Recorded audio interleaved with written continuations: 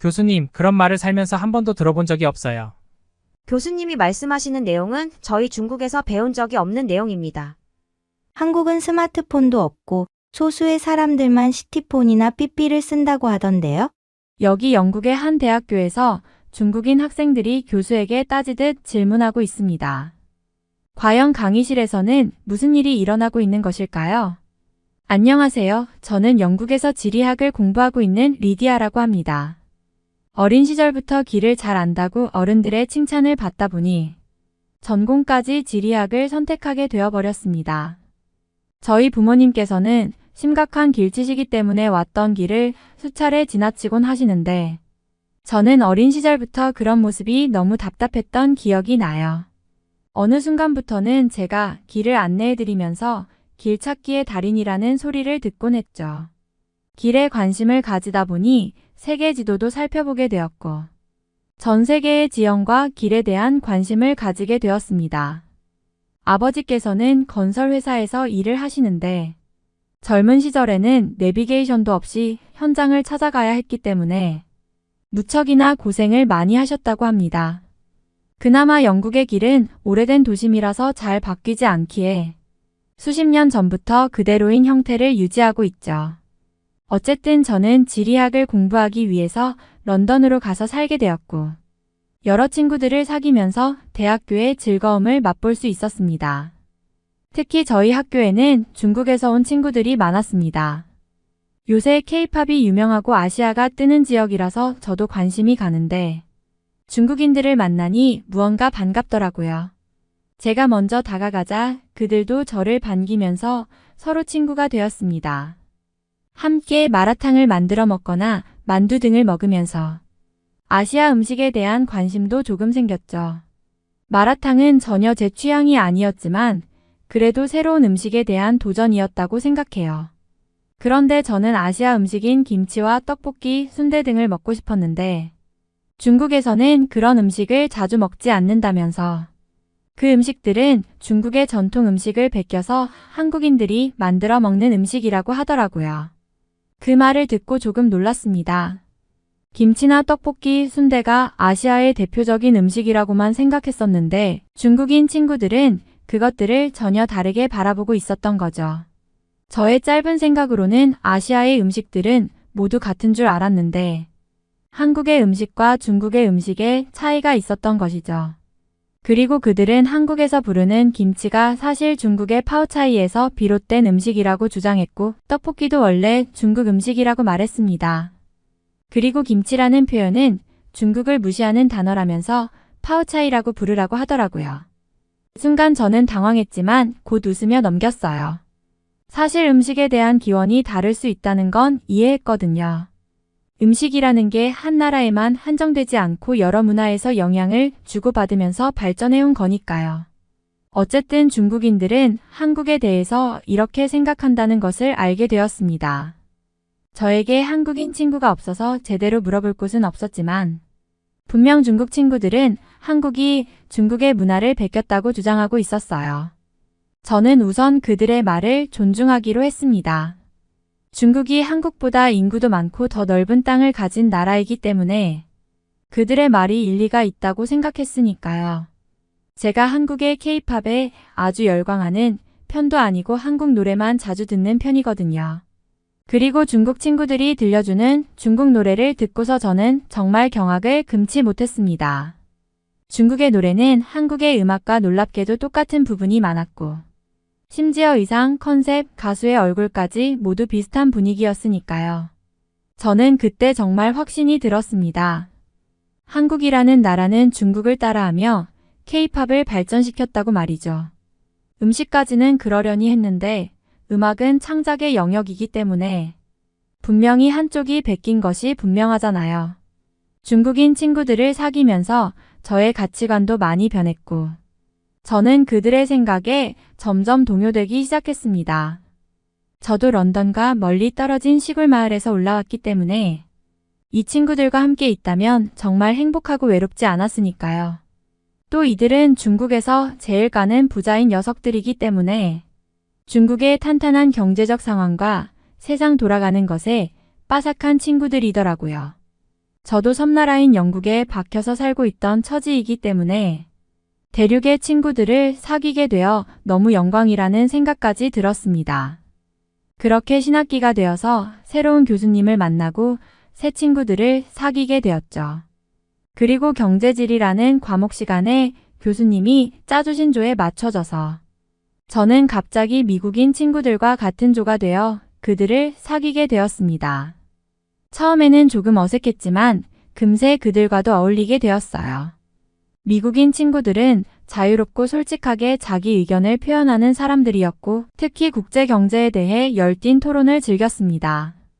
그들과 이야기하다 보니 제가 중국 친구들에게서 배운 것과는 전혀 다른 시각들을 접하게 되었죠. 미국인 친구들은 K-팝을 혁신적인 글로벌 문화라고 칭찬하면서 중국과 한국의 차별화된 문화적 특징을 명확히 알고 있었습니다. 그들의 이야기를 들으면서 혼란스럽기도 했지만 동시에 한 가지 확실해졌어요. 세상에는 여러 관점이 존재하고 누구의 의견이 맞다고 단정짓기보다는 다양한 의견을 존중하며 스스로 생각할 필요가 있다는 것이었죠. 이제는 중국 친구들이 말한 것처럼 모든 것이 중국에서 비롯된 것이라기보다는 각 나라마다 독특한 문화를 발전시켜 왔다는 사실을 인식하게 되었습니다. 그들의 주장에 동조했던 순간들이 조금은 부끄럽기도 했지만 그 또한 제가 세계에 대해 배우는 과정의 일부라고 생각하려고 해요. 한국만의 문화가 있다는 것을 조금이나마 알게 되었다는 것이 다행이니까요. 미국 친구들 중에서는 한국에 다녀온 친구가 있었는데 한국의 역사는 정말 엄청나고 그들의 음식 문화나 생활 문화는 정말 깊은 역사에서 나올 것들이라고 하더라고요.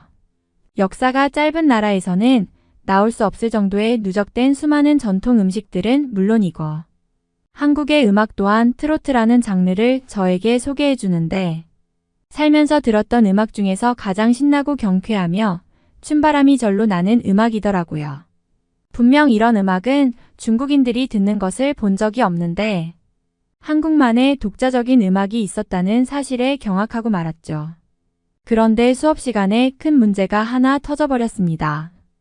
교수님께서 한국의 경제력과 역사, 소프트 파워인 문화력에 대한 말씀을 해주셨거든요. 저는 한국의 실체를 어느 정도 깨달았음에도 교수님께서 말씀하시는 수많은 분량의 한국 자료를 보다 보니 한국은 영국과 1대1로 두고 보더라도 밀리지 않는 나라라는 생각이 들었습니다. 어쩌면 영국보다도 더 굉장한 나라라고까지 생각했죠. 한국의 역사 중에서 고대사가 인상적이었는데 그 당시에는 한국의 군사력이나 문명 수준이 유럽보다도 높은 수준이었다고 하셨거든요. 말도 안 된다고 생각했지만 사실임이 분명한 자료를 많이 보여주셨죠. 그런데 저는 그때 차라리 강의실 밖으로 나왔어야 했습니다. 저와 친하게 지내던 중국인 친구들의 실체를 알아버리고야 말았거든요. 교수님의 강의가 점점 깊어지자 저와 함께 있던 중국인 친구들이 불편해하기 시작했어요. 그들은 교수님의 말을 듣자마자 얼굴이 굳었고 곧이어 말씀이 끝나기도 전에 교수님에게 따지기 시작했습니다. 한국이 그렇게 대단할 리 없다며 교수님의 자료가 편향되었다고 주장했죠. 제가 알고 있던 친절하고 유쾌한 친구들이 갑자기 달라진 겁니다. 그들의 반응을 보면서 저는 혼란스러웠습니다. 처음에는 그저 다른 문화적 배경에서 온 사람들이니까 그럴 수 있다고 생각했어요. 그런데 교수님의 수업 이후 그 친구들의 태도가 너무 변했어요. 무례한 것은 둘째치고 약간 건방져 보이기까지 했으니까요. 교수님, 한국이 얼마나 가난한 나라인지는 알아보시긴 하셨나요? 제가 고등학교 때의 역사 선생님께서는 한국에 다녀오셨다고 하시면서 한국 사람들은 모두 빼빼 말랐고 가난해서 외국인한테 구걸을 한다고 해요.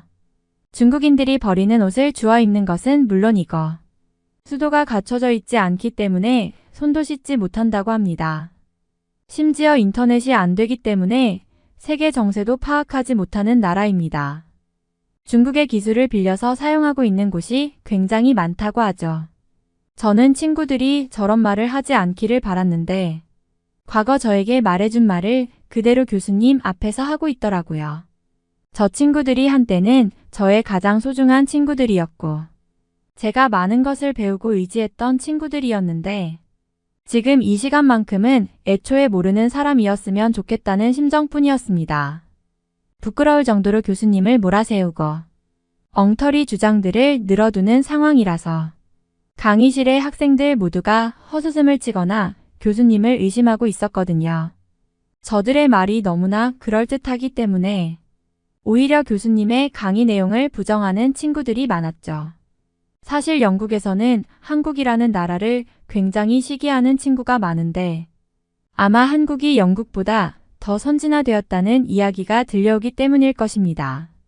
초등학교 교사인 제 친구 줄리아를 얼마 전에 만났는데 초등학교에서도 한국의 노래를 틀어달라고 아우성이고 남자아이나 여자아이 할 것 없이 모두 한국식으로 화장을 하고 오기 때문에 그야말로 한국에 빠진 사람들 천치라고 했거든요. 어린 아이들도 한국에 푹 빠져 있는 판인데 세상 물정을 모르던 저의 과거의 모습이 떠오르는 친구들도 많더라고요. 중국 친구들은 교수님에게 계속 새로운 사실들을 말하기 시작했죠. 스마트폰이 없는 나라라는데 무슨 더 말할 것이 있을까요? 저희 아버지께서는 중국에서 가장 위대한 기업의 임원이십니다. 그런데 한국은 너무 가난해서 아직도 시티폰이나 삐삐를 쓸 거라고 하셨어요.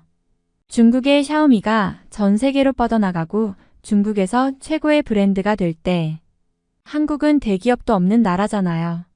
교수님께 계속해서 질문을 던지던 중국인 친구들은 자신들이 알고 있는 사실을 강조하며 한국이 세계에서 소외된 존재라고 주장했습니다. 한국이 기술력을 가진 나라라니요? 교수님, 인터넷도 느리고 전자제품도 대부분 중국의 기술을 가져다 쓴다고 배웠습니다. 그리고는 이어서 한국의 고대 역사는 대부분 중국의 영향을 받은 것이라고 단언했죠. 친구들은 한국은 중국의 일부였고 발전 또한 중국이 이끌어줬다는 말을 너무나 당연하게 주장했습니다. 그들의 발언에 강의실은 묘한 긴장감이 감돌았어요. 교수님은 당황한 듯했지만 곧 차분하게 반박을 시작했습니다. 한국은 과거에 많은 외세의 침략을 겪었으면서도 고유의 문화와 언어를 유지해왔으며 오히려 중국의 영향을 받으면서도 독자적인 문화를 형성했다고 설명하셨습니다. 교수님의 차분한 태도에 일부 학생들은 고개를 끄덕였지만 여전히 중국 친구들은 쉽게 수긍하지 않았습니다. 저는 복잡한 감정이 밀려왔습니다. 과거 저는 그들의 주장을 무작정 믿었고 한국의 문화가 중국의 영향 아래 있다고 여겼죠. 하지만 교수님과 미국 친구들과의 대화를 통해 더 넓은 시야를 가지게 되었어요. 단순히 중국의 견해만으로 모든 것을 판단하기에는 한국의 문화와 역사는 깊이가 있었다는 걸 깨닫게 되었던 거죠. 중국 친구들은 여전히 목소리를 높이며 한국을 평가절하 하려 했고 이에 더 이상 참을 수 없었던 몇몇 학생들은 반박을 시작했습니다. 영국에서 유학 온 한 한국인 학생은 강단 있게 친구들에게 역사적 근거와 통계를 들어 반박하기 시작했죠. 그는 한국은 독립적인 문화를 이루었고 오늘날에는 한국어, 한국 문화가 전 세계적으로 사랑받고 있습니다. 물론 중국의 영향도 있었지만 한국만의 독창성이 없었다면 이런 성장은 불가능했을 겁니다. 라고 말하며 강의실의 분위기를 다시 바로잡았습니다. 정말 난장판도 이런 난장판이 없었어요. 모든 것은 저와 함께 다닌 저 중국인 친구들 때문이었고 괜히 다른 학생들만 그들에게 선동이 되는 것 같기도 했죠. 그러자 교수님께서는 깊은 숨을 고르신 뒤 강단에 서서 천천히 강의실을 둘러보셨습니다. 약간은 당황한 기색이었지만 그는 확신에 찬 목소리로 말을 이어갔습니다.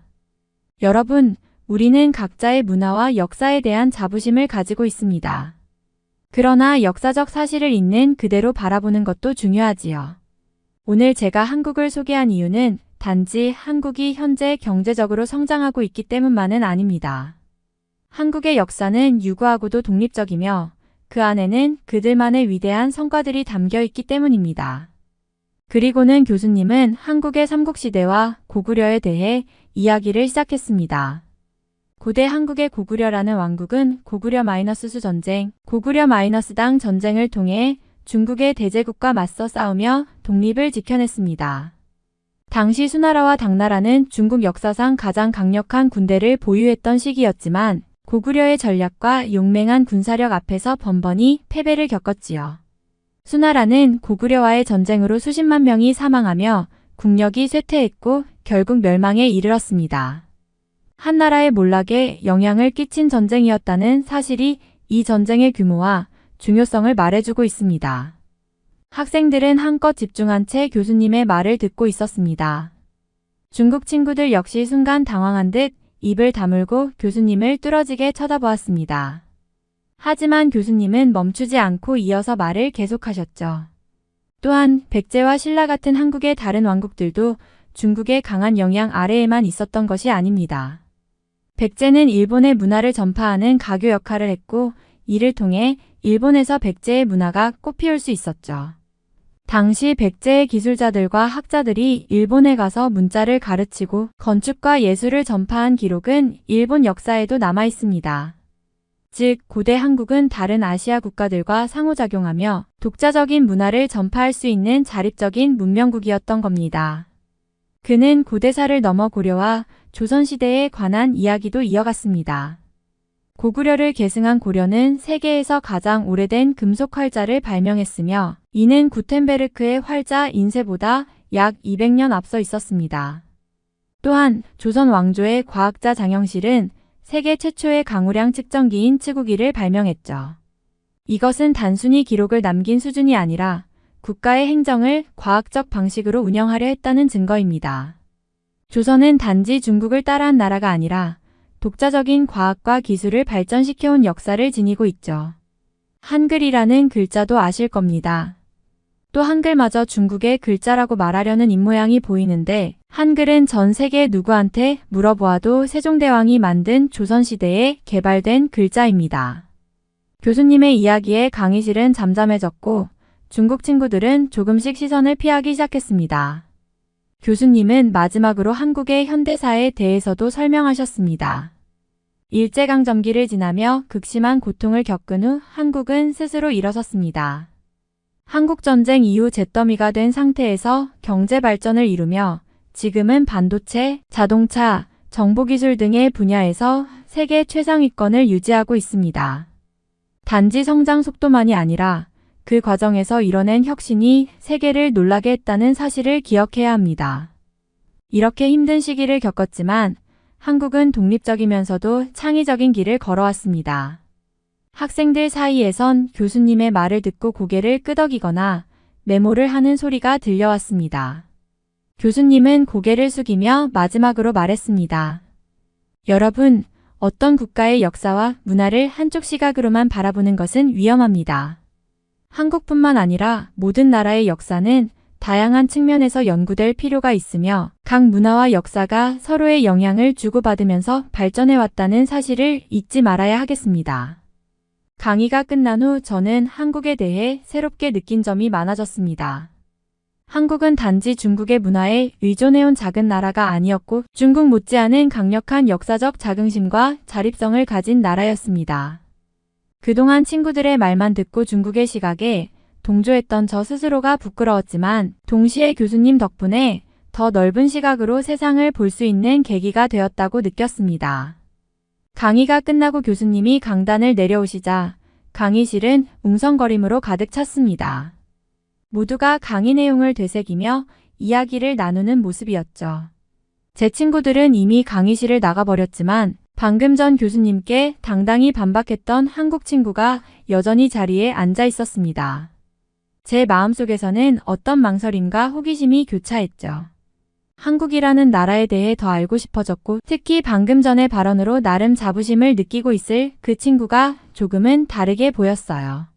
저는 가방을 메고 조심스럽게 그 친구에게 다가가 말을 걸었습니다. 저기, 방금 강의에서 발언한 거 정말 인상 깊었어요. 한국 사람으로서 자부심을 느낄 만하네요. 그녀는 조금 놀란 얼굴로 저를 보더니 이내 미소를 지으며 대답했어요. 아, 고마워요.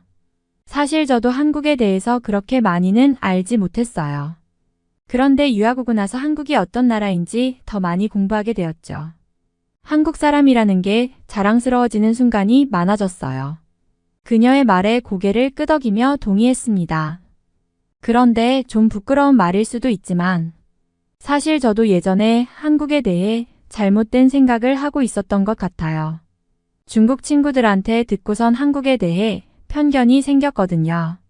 오늘 교수님 강의를 듣고 나니 시야가 넓어진 기분이에요. 제 말을 듣던 그녀는 오히려 이해한다는 듯 고개를 끄덕였어요. 괜찮아요. 사실 저도 다른 나라들에 대해 선입견을 가지고 있었던 적이 많았어요. 이런 걸 하나씩 깨닫고 나가면 점점 성장해 가는 것 같아요. 아, 그런데 제가 말이 너무 많았네요. 저는 소희라고 해요. 아, 소희구나. 나는 리디아야.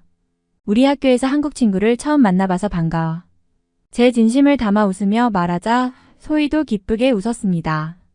그날 이후 저는 소희와 점점 가까워지기 시작했습니다. 처음에는 간단히 커피를 마시며 서로에 대해 이야기하는 것에서 시작했지만 나중에는 함께 영국의 관광지를 여행하기도 했습니다. 소희는 저에게 한국 음식과 문화를 더 알려주기도 했어요. 그녀는 저에게 김치와 떡볶이를 만드는 방법도 알려줬고 한 번은 서로 간식을 나누며 한국 전통 음악과 최신 K-팝을 함께 들었던 기억도 떠올랐죠. 하루는 소희가 진지하게 제게 말했어요. 사실 한국을 좋아해줘서 정말 고마워. 외국에서 내 나라의 문화를 알리고 이해를 구하는 게 어려운 일인데 리디아 너처럼 열린 마음을 가진 친구가 있어서 정말 다행이야. 저는 소희를 만난 김에 한국어를 배우고 싶다는 말을 했더니 정말 흔쾌히 가르쳐준다는 말을 해주더라고요. 반대로 소희는 영어의 영국식 발음과 어법이 어렵다면서 저와 함께 공부하자고까지 제안하더라고요. 저는 한국어를 가르쳐주겠다는 소희의 말에 무척 기뻤어요. 어색하지만 첫 수업이 시작되었죠. 안녕하세요 같은 기본 인사말부터 배웠는데 발음이 신기하면서도 재밌었어요. 소희는 친절하게 한 글자씩 발음을 교정해 주었고 서툴지만 점점 한국어로 간단한 대화를 나누는 재미를 알게 됐습니다. 소희와 이야기하면서 한국 문화에 대한 호기심도 자라났어요.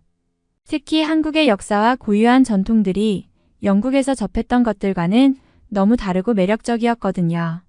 친구와 함께 한국 음식을 먹고 한국어를 배우는 시간이 늘어날수록 언젠가 한국을 직접 방문하고 싶다는 생각이 가슴속에 깊이 자리 잡게 되었습니다. 하루는 저녁 식사를 하면서 부모님께 무심코 소희에 대해 이야기하게 되었어요. 특히 소희와 한국어를 공부하는 재미와 한국의 전통, 문화와 일상을 배우는 과정에서 새롭게 알게 된 것들에 대해 말씀드렸죠. 이야기를 들으시던 아버지께서 뜻밖의 반응을 보이셨어요. 한국에 대해 자세히 알게 된 친구라니 정말 멋진 친구를 두었구나. 아버지가 약간 부러운 표정을 지으셨어요. 사실 우리 회사에서도 한국의 건설 기술에 대해 배워온 게 많단다. 그쪽 기술이 세계 최고 수준이라 특히 고층 건물이나 복합단지 시공 분야에서는 따라잡기 힘들 정도거든. 아버지의 이런 말씀을 들으니 제가 알고 있던 소희가 새삼 더 대단하게 느껴졌어요. 한국의 기술력이 우리나라에서도 높이 평가받고 있다는 걸 실감할 수 있었죠. 그래서 소희에게도 그 얘기를 해줬더니 그녀가 웃으면서 고백하더군요. 사실 우리 아버지도 건설 회사 일을 하셔. 한국에서는 꽤 규모 있는 회사라서 공사 현장도 자주 방문하시거든. 뜻밖에도 서로의 부모님께서 같은 업종에 계신다는 걸 알게 되니 정말 반가웠어요. 알고 보니 소희의 아버지는 한국에서 도급 순위가 꽤나 높은 건설 회사를 운영하셨고 서울에서 살다가 왔기 때문에 서울 지리를 굉장히 잘 안다면서 다음에 한국을 가서 함께 놀자고 제안하더라고요. 정말 기분 좋은 제안이었어요.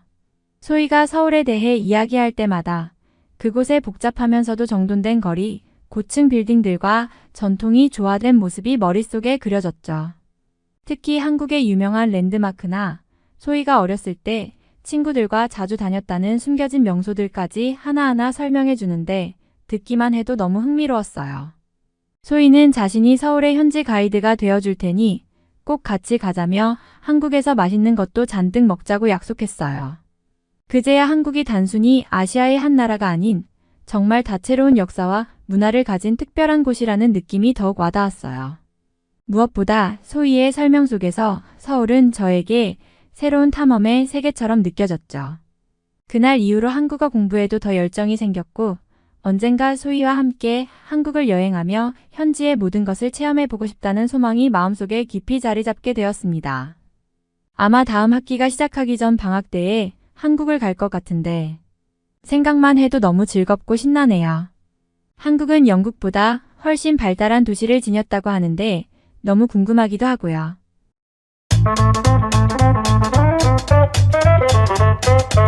여기 아시아를 여행하며 인생이 바뀌었다는 영국인 여성이 있습니다.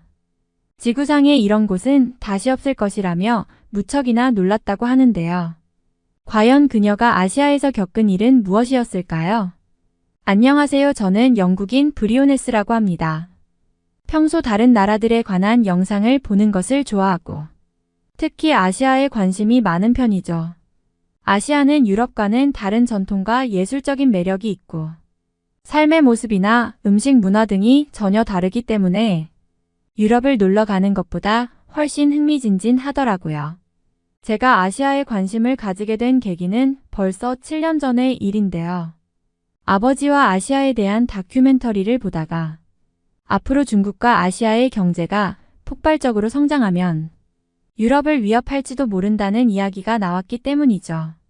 저나 저희 가족은 아시아라고 했을 때에 무언가 부정적인 생각이 있었고 수상가옥에 살면서 물고기를 잡아먹거나 산에서 풀을 캐먹으며 수렵 활동을 하는 지역이 많다고 생각했거든요.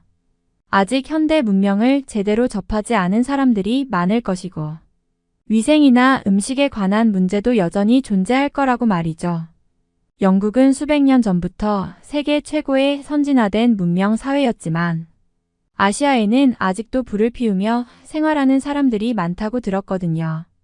그런데 그 다큐멘터리에서는 중국의 경제가 미국을 이길지도 모른다고 했고 중국의 인구가 당시 13억이나 되기 때문에 그들이 움직인다면 세계의 판도가 바뀔 것이라는 전망을 했었습니다. 아버지는 그런 이야기를 보면서 가만히 있을 수는 없다고 하시며 저에게 책을 2권 사주시더라고요. 하나는 중국어 회화책이었고 하나는 중국어 단어책이었어요. 저보고 그걸 공부하고 앞으로 대학교에 진학하면 중국에 자주 다녀오는 편이 좋다고 말씀하셨습니다. 영국은 섬나라이기 때문에 대륙에서 무슨 일이 일어나는지에 대해서는 직접적으로 체감하지 못하기 때문에 더욱 배우려 노력해야 한다고 했거든요. 저는 외워지지도 않는 중국어의 한자로 쓰인 단어나 성조가 있어서 말하기도 어려운 문장들을 하나씩 읽어가며 공부했고 꽤나 오랜 시간이 걸리고 나서야 가벼운 회화 정도는 할 수 있게 되었습니다. 이렇게 비효율적이고 어려운 고대 언어를 사용하는 중국인이 한편으로는 대단하면서도 차라리 그들이 영어를 공부하면 금방 배울 거라는 생각이 들었죠. 중국어보다 영어가 훨씬 효율적이고 합리적인 언어체계라고 생각이 들었거든요. 사실 제가 중국어를 공부하면서도 수많은 어려움에 봉착했었는데요. 제 친구들 사이에서 한국 열풍이 불었고 한국어를 배우거나 한국의 문화나 음식들을 배우고 직접 체험하는 것이 유행이었거든요. 저 또한 한국이 궁금하기도 하고 한국에 대해서 알고 싶었으나 부모님께서는 한사코 한국보다 중국을 배우라고 말씀하셨습니다. 국제물류학을 전공하신 아버지 말씀으로는 중국이 한국의 바로 옆에 있는 나라이면서도 유라시아 대륙 한가운데 있으니 중국을 배운다면 한국은 저절로 알게 될 거라고 하셨거든요. 누가 뭐라고 해도 세계 1등인 나라는 지금 미국인데 항상 TV에 나오는 것은 미국과 중국의 패권에 대해서만 나오지 않냐며 한국은 미국과 중국과 비교할 수도 없는 작은 나라라고 하셨죠.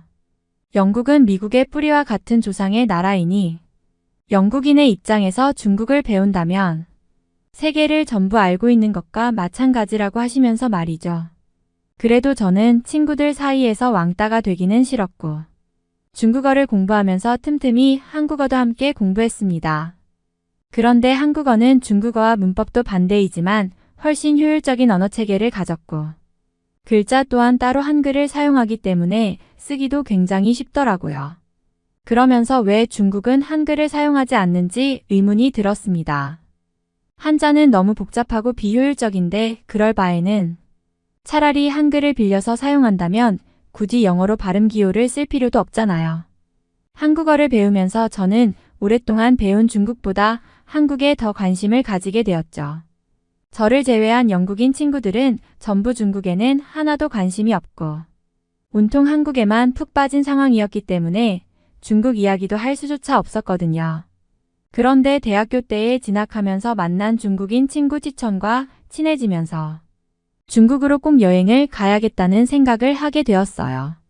중국은 세계 최고의 경제대국인데 그 이유가 중국인들의 IQ가 다른 나라에 비해서 높다는 것이었고 중국의 도시들은 영국의 런던보다 작은 도시가 하나도 없다는 거였죠.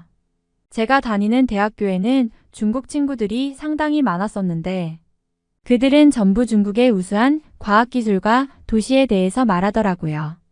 영국의 런던도 전부 중국처럼 새로 지으면 좋겠다면서 런던의 불편한 점들에 대해서 말하는데 저는 미처 생각하지 못한 것들이 대부분이었습니다. 영국의 지하철은 중국의 지하철에 비해서 크기도 작고 오래되어 불편하다고 했고 길거리는 너무 좁아서 차도 한 대가 겨우 지나갈 것 같다며 중국은 어딜 가도 도로가 넓고 거대하기 때문에 편리하다고 했죠. 또 런던의 낡은 건물들도 전부 허물고 전부 고층 빌딩을 지어야 한다고 하더라고요. 저는 이 친구들과 함께 어울리며 점점 중국의 도시가 도대체 어떠하기에 이러는지 무척이나 궁금해지기 시작했습니다.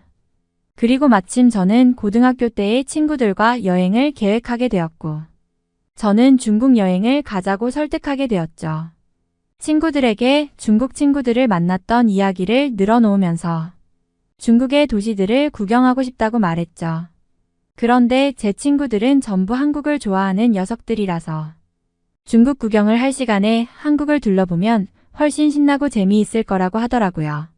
한국은 현재 K-팝과 드라마로 세계 최고의 관광지이고 지금 영국인들도 전부 한국에 가고 싶어서 안달이라면서요. 저처럼 중국을 좋아하는 친구를 본 적이 없다면서 중국을 갈 거라면 차라리 프랑스를 가는 것이 낫겠다고 할 정도였죠.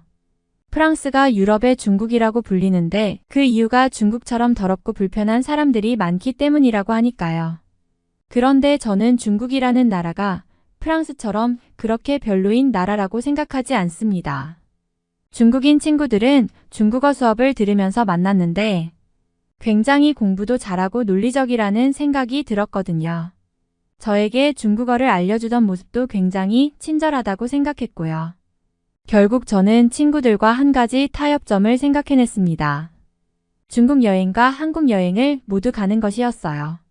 조금 저렴한 비행기를 타고 저렴한 숙소에서 묵고 저렴한 밥집을 찾아다닌다면 충분히 두 나라 모두 가볼 수 있다고 생각했거든요. 제 친구들도 저의 의견에 동의해 주었고 저까지 3명의 친구와 함께 여행을 가기로 했습니다. 저희 부모님은 중국을 가는 것에 굉장한 지지를 표명해 주셨지만 친구들의 부모님은 중국과 한국 모두 걱정이라면서 여행을 말리셨다고도 하더라고요. 특히 중국에 대한 좋지 않은 이미지가 있다면서 위험한 곳에서 지내지 말라고 하셨다고 하는데 저는 오히려 한국보다 중국이 더 안전한 나라라고 믿었죠. 한국은 현재 군사도발 행위가 계속되고 있고 전쟁의 위험한 나라잖아요. 중국은 땅도 넓고 공항의 숫자도 많기 때문에 다시 영국으로 돌아오기도 편리하죠. 그리고 저희들은 중국 항공사의 저렴한 비행기를 이용해서 중국으로 향했습니다. 그런데 저희들은 중국인 승무원들로부터 차별적인 대우를 받게 되었고 과연 이 여행이 맞는지에 대한 의문이 들었는데요. 중국인 승무원들은 저희에게 자연스러운 중국어를 사용했고 저희 중에는 유일하게 중국어를 사용하는 사람이 저뿐이라서 의사소통에 무척 어려움을 가질 수밖에 없었습니다. 기내식을 먹는데도 돌을 씹는 것과 같은 밥을 먹어야 했고 빵을 달라고 하자 눅눅하고 쉰내가 나는 빵을 주더라고요. 화장실도 굉장히 더럽고 냄새가 났기 때문에 오랜 시간을 비행하는 비행기 안에서 고통스러워야만 했습니다.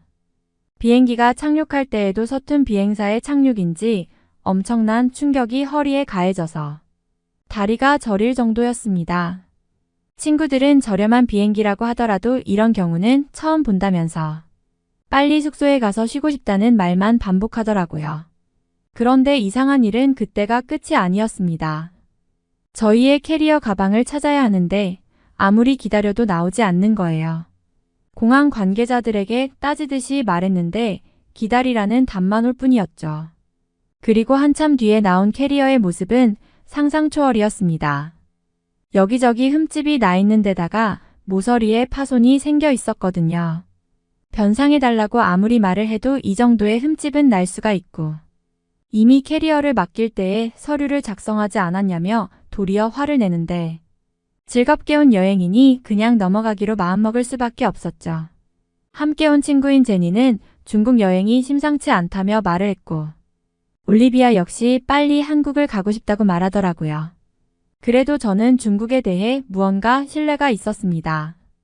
창 밖으로 보이는 풍경은 영국의 도시보다 세련되어 보였고 무언가 색다른 모습에 감탄할 수 있었으니까요. 그런데 저희는 차라리 그날 바로 한국을 가는 편이 나을 뻔했어요. 배가 고파서 찾아간 중국의 식당에서 만두를 먹은 후 저희는 꼼짝없이 숙소의 침대에서만 누워 있었어야 했거든요. 중국에서의 며칠은 끝없는 시련의 연속이었어요. 그날 만두를 먹은 후 우리는 급성식 중독 증세로 괴로워하며 하루 종일 침대에 누워 있어야 했습니다. 배탈과 열이 오르락 내리락하는 와중에 숙소의 위생 상태도 엉망이었고 에어컨은 찬바람도 잘 나오지 않아 땀을 흘리며 버텨야 했어요. 제니는 도착 직후부터 계속해서 한국에 가고 싶다고 말했고 올리비아도 한국에 있으면 이런 일은 없었을 거라며 저에게 불만을 쏟아냈죠. 이 여행을 주도한 제 입장에서는 더없이 미안하고 난감할 따름이었어요. 문제는 단순히 식당에서의 일뿐만이 아니었어요. 어디를 가도 시끄러운 소음, 탁한 공기, 그리고 바가지 요금이 우리를 반겼습니다. 시장에서는 값을 속이려는 상인들과 실랑이를 벌여야 했고 택시를 탈 때마다 길을 빙빙 돌아 요금을 올리려는 기사들이 태반이었죠. 한 번은 유명한 관광지로 향하는 길에 금안길을 잃었는데 그곳의 표지판들은 영어가 거의 없었고 중국어로만 되어 있어서 도움을 받을 수도 없었어요. 구글 맵조차 작동하지 않는 상황이라 점점 초조해질 수밖에 없었죠. 식당, 교통, 숙소 문제로 마음이 지친 우리였지만 뭐라도 기억에 남을 만한 경험을 만들고 싶어 마지막 날에는 현지 박물관을 찾아가기로 했습니다. 그러나 그곳에서는 외국인이라는 이유로 지나치게 높은 입장료를 요구받았고 전시물들은 대체로 낡고 관리가 제대로 안 된 상태였어요. 박물관을 나와서도 우리는 계속해서 이상한 일을 겪었습니다. 거리로 나오니 몇몇 중국 남자들이 저희를 향해 뭔가 말을 걸기 시작했어요. 처음에는 단순히 안녕하세요 정도의 인사일 줄 알았는데 말을 이어가면서 점점 불쾌해지기 시작했죠. 그들은 저희의 외모를 대놓고 평가하거나 비꼬는 듯한 말투로 호객행위를 했고 이해하기 어려운 영어와 성적인 농담까지 섞어가며 말했어요. 제니는 깜짝 놀라서 저에게 가까이 다가왔고 올리비아도 눈빛만으로 불쾌하다는 걸 드러내더군요. 저는 한국어와 중국어를 조금 할 줄 알았지만 이 상황에서는 오히려 그들이 저희를 더 조롱할까 싶어 아무 대꾸도 하지 않고 최대한 무시하려 했어요. 하지만 그들은 뒤따라오면서 더 큰 목소리로 말을 걸었고 우리를 둘러싸며 길을 막는 것처럼 보이기도 했습니다. 그 순간 진심으로 두려움이 엄습해왔어요. 그저 관광객으로 잠깐 들른 사람들에게 왜 이런 방식으로 다가오는지 이해할 수 없었습니다. 평소에 자신 있게 다니던 제니조차 손을 꼭 잡은 채로 속삭이듯 브리오네스, 빨리 한국으로 가고 싶어. 우리 여기서 벗어나자라고 했어요. 저도 더 이상 친구들에게 미안해할 겨를이 없었죠. 어떻게든 이 상황을 벗어나야 했으니까요. 우리는 서둘러 그 남자들을 지나쳐 가장 가까운 상점으로 피신했어요. 상점 안에서도 제니와 올리비아는 거의 떨다시피 했고 저 역시 그들과 함께 여행을 온 걸 후회하기 시작했죠. 아시아에 대한 관심으로 시작한 여행이었지만 이쯤 되니 더 이상 기대와 호기심이 남지 않았고 오히려 두려움과 실망감만이 가득했습니다. 게다가 음식 문제도 심각했어요. 중국의 음식은 대부분 기름지고 짠 데다가 향신료가 강해서 매일 속이 더부룩하고 쓰리기 일쑤였어요. 한두 번 배탈이 난 것도 아니고 결국 저는 매일 약을 먹어야 했죠. 제니와 올리비아도 비슷한 증상을 겪으면서 점점 지쳐갔고 아침이면 서로 오늘은 괜찮아 라는 말로 시작하게 되었어요. 한참을 고생하던 우리는 도저히 안 되겠다 싶어 병원을 찾기로 했습니다. 그러나 문제는 여기서도 이어졌습니다. 병원에 도착해 진료를 받으려 하니 분위기부터 뭔가 석연치 않은 느낌이 들었어요. 의사는 마치 진지하게 신경 써주는 것 같지 않았고 우리가 무슨 말을 해도 고개를 끄덕이며 일회용 약봉지에 담긴 알약 몇 알을 건네주더군요. 신뢰할 수 없는 분위기에 마음이 불편했지만 그저 빨리 나아야겠다는 생각에 약을 받아 나왔어요.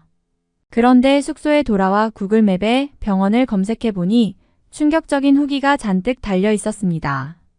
가짜 약을 처방하거나 상태를 진지하게 보지 않고 바가지를 씌운다는 불평이 수두룩한 겁니다.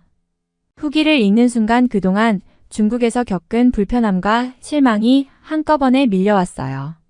내가 이렇게까지 힘들게 이곳에 왔어야 했나. 친구들의 만류를 듣지 않고 고집을 부린 게 얼마나 큰 실수였는지 다시 한번 깨달았죠. 그런데 진짜 최악의 순간은 제가 지갑을 잃어버린 날이었어요. 어느 상점에서 간단한 물건을 계산하고 나왔을 때만 해도 아무렇지 않았는데 지하철을 타려고 가방을 뒤적이다가 그제야 지갑이 없다는 걸 알게 된 거예요. 처음엔 아무리 생각해도 어디 두고 온 것 같아서 다시 상점으로 돌아가 보았지만 그곳엔 이미 지갑이 없었습니다. 상점 직원에게 물어봐도 애매한 표정으로 고개를 저을 뿐이었고 혹시나 하고 근처를 사사지 살펴봤지만 찾을 수 없었죠. 그 순간 정말 절망적이었어요. 지갑 속엔 현금도 들어있었고 여행 내내 쓸 모든 신용카드와 신분증까지 다 들어있었거든요. 혼자였으면 차라리 그냥 주저앉아 울어버렸을지도 모르겠지만 친구들이 옆에 있으니 그럴 수도 없었죠. 제니와 올리비아는 저를 위로하려 애썼지만 사실 우리 셋 모두 여행비를 아껴 쓰고 있던 상황이라 돈이 부족한 건 마찬가지였어요. 한국으로 가려던 계획도 위험해졌고 일단 당장 하루하루를 어떻게 지낼지조차 막막해졌습니다. 그날 밤 저는 방 안에서 이 여행을 왜 시작했는지 다시 돌아보게 되었습니다. 아시아에서 인생이 바뀔 거야 라고 생각했던 그 기대와 흥분은 온데간데 없이 사라졌고 오히려 너무 이질적인 환경에서 오는 피로와 불안만이 가득했죠. 다행히 여권은 잃어버리지 않았다는 점에 감사하려고 했지만 그 생각도 잠시였어요. 지갑 없이 남은 시간은 예상보다 훨씬 더 큰 고통이었습니다. 현금이 없으니 하루하루 불편함이 쌓였고 식사 때마다 저렴한 거리 음식을 찾다 보니 배탈과 소화불량이 계속되었죠. 친구들도 고생하고 있었지만 특히 저는 스스로에 대한 자책감과 불편함 때문에 더 힘들었어요. 중국의 대중교통은 처음엔 신기했지만 지하철에서 사람들에게 떠밀리거나 길에서 이상한 호객 행위를 받는 일이 반복되다 보니 점점 그 상황이 버거워졌어요. 어느 날은 저희가 길을 걷고 있는데 몇몇 남성들이 저희를 따라오면서 저희를 물건 보듯 훑어보며 무례한 농담을 던졌습니다. 그때의 불쾌함과 불안감은 정말 말로 표현하기 어려웠어요. 모든 상황이 우리를 향해 여기서는 너희가 외국인일 뿐이라는 메시지를 보내는 것 같았습니다. 아무리 노력해도 이곳에선 마음 편하게 지내기 힘들다는 사실이 점점 명확해졌고 저는 이 여행이 하루빨리 끝나기만을 바라게 되었어요. 점점 지쳐가던 저는 아시아 전체가 다 비슷할 거라는 생각이 들기 시작했습니다. 처음엔 기대와 설렘으로 가득 차 있었던 한국 방문조차 이제는 무거운 마음으로 다가왔어요.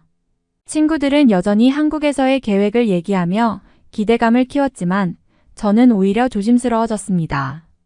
한국도 결국은 다를 게 없지 않을까 하는 생각이 머릿속을 떠나지 않았거든요.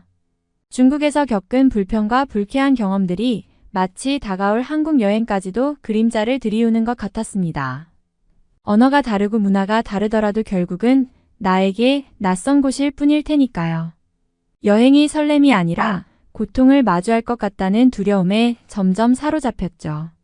어쩌면 이 경험이 아시아에 대한 내 환상을 산산이 부수는 계기가 될지도 모르겠다는 씁쓸한 생각을 안고 친구들이 한국으로 떠나고 싶다는 이야기를 할 때마다 억지로 웃으며 맞장구 칠 수밖에 없었습니다. 여전히 어딘가에선 제가 다시 설렘을 느끼길 바라는 마음도 있었지만 이 마음이 언제쯤 변할 수 있을지 알 수 없는 채로 남은 여행을 이어가게 되었죠. 한국으로 가는 비행기에 탑승할 때도 기대보다는 걱정이 앞섰어요. 한국의 저가 항공사를 이용했기 때문에 중국 항공사에서 겪었던 불쾌한 경험들이 반복될까 봐 불안감이 가시질 않았죠. 지친 몸과 속이 편치 않은 상태로 좌석에 앉으며 이게 정말 맞는 선택이었을까 하는 후회마저 들더군요. 친구들은 여전히 밝은 표정으로 한국에서의 계획을 얘기하고 있었지만 저는 그런 대화에도 점점 피로가 밀려왔습니다.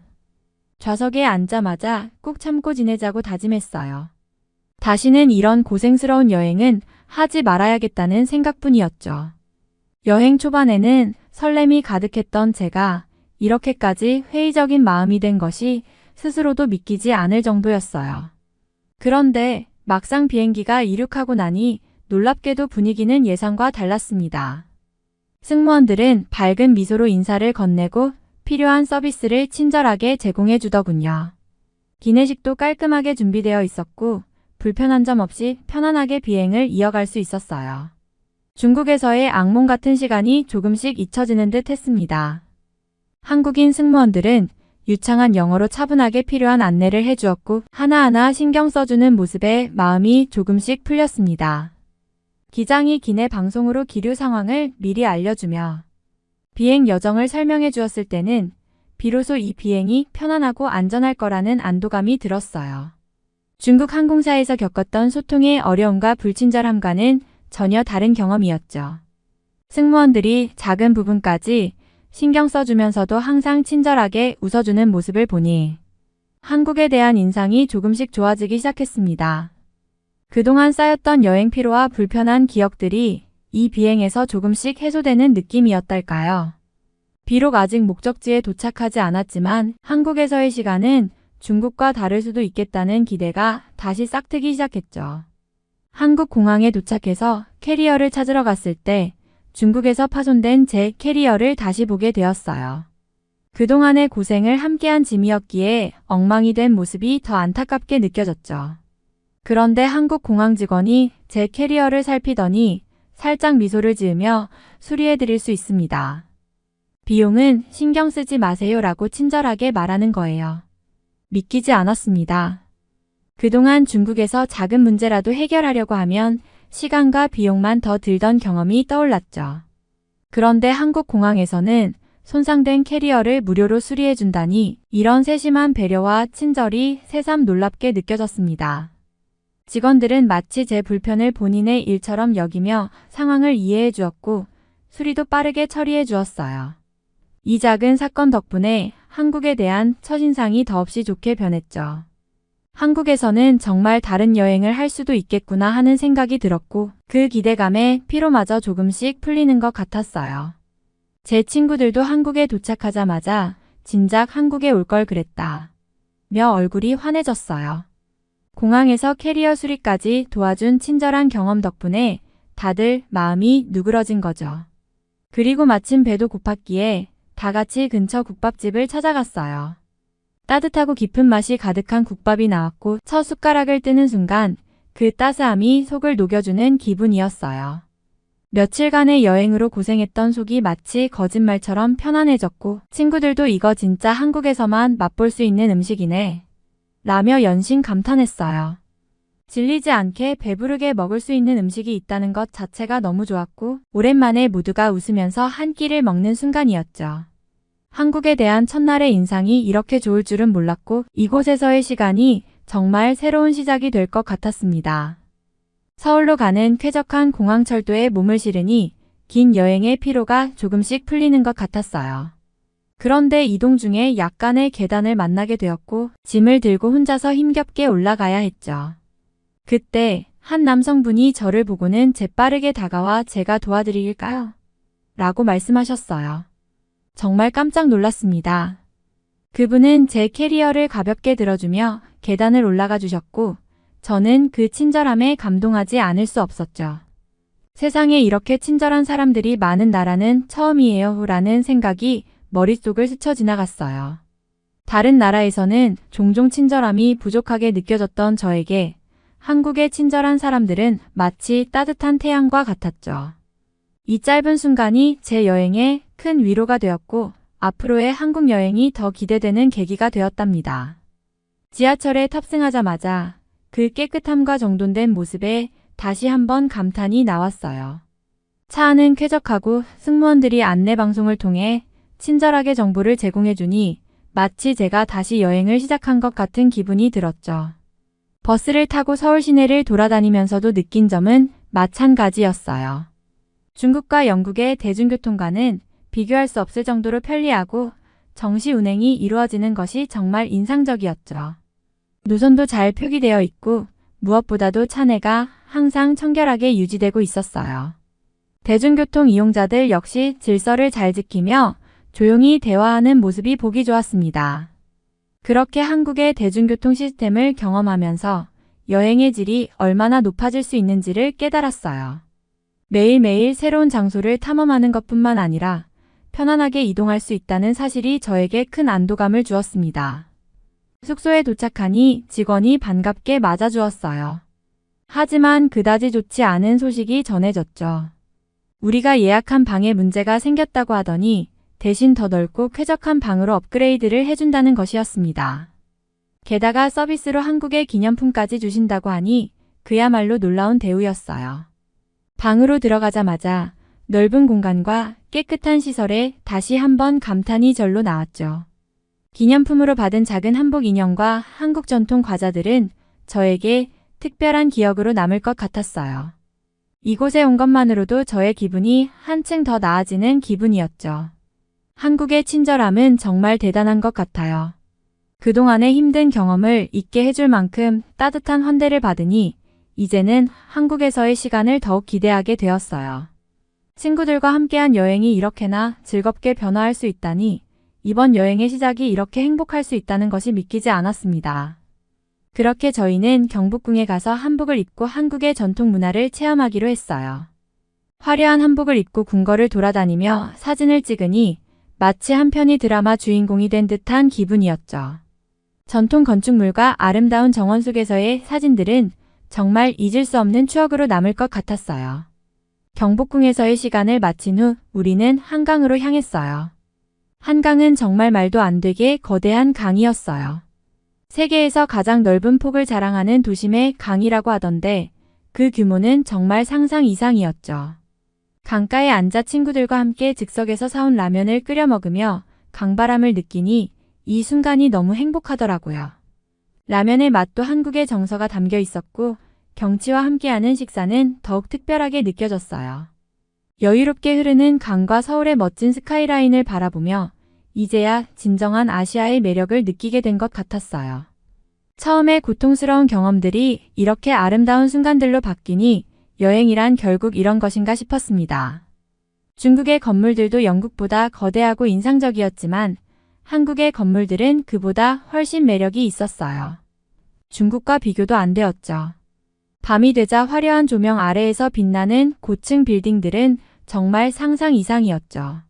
서울의 스카이라인은 마치 한 편의 현대적인 예술작품처럼 느껴졌고 그 속에서 나 자신이 마법 같은 도시 속에 살아가는 듯한 기분이 들었어요.